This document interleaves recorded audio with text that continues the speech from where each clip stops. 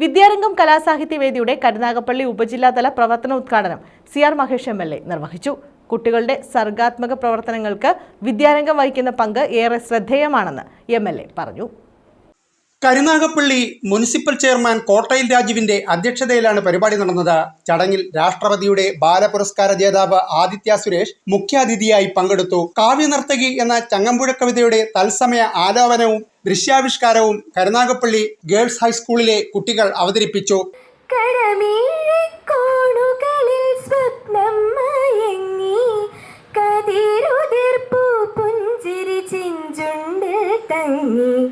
കഴിഞ്ഞ വർഷത്തെ ജില്ലാ സർഗോത്സവ പ്രതിഭകളുടെ വ്യത്യസ്തമായ കലാവിരുന്നും അവതരിപ്പിച്ചു. തുടർന്ന് ഉപജില്ലയിലെ 72 സ്കൂളുകളിൽ നിന്നും പങ്കെടുത്ത കുട്ടികളുടെ സാഹിത്യ ക്വിസ് മത്സരവും നടന്നു. വിദ്യാഭ്യാസ standing committee chairman Reji photo park, ആരോഗ്യ സ്റ്റാൻഡിംഗ് കമ്മിറ്റി അധ്യക്ഷ doctor P. Meena, school manager L. Sreelatha, school ഭരണസമിതി പ്രസിഡന്റ് VP ജയപ്രകാശ് മേനോൻ, വിദ്യാഭ്യാസ ഉപജില്ലാ senior superintendent Y. Shajahan, PTA president VA Brijith, school പ്രഥമാധ്യാപിക KG Ambili, staff secretary G. Dileep എന്നിവർ സംസാരിച്ചു. ഒരു വിദ്യാർത്ഥി നമ്മുടെ മക്കൾ നമ്മുടെ കൺമുമ്പിൽ ഇങ്ങനെ വളർന്നു പോകുമ്പോൾ ആ വളർച്ചയോടൊപ്പം അവന്റെ സർഗാത്മകതയെ കൂടി വളർത്തിക്കൊണ്ടുവരിക എന്നുള്ള ഉത്തരവാദിത്വം നമുക്കാണ്.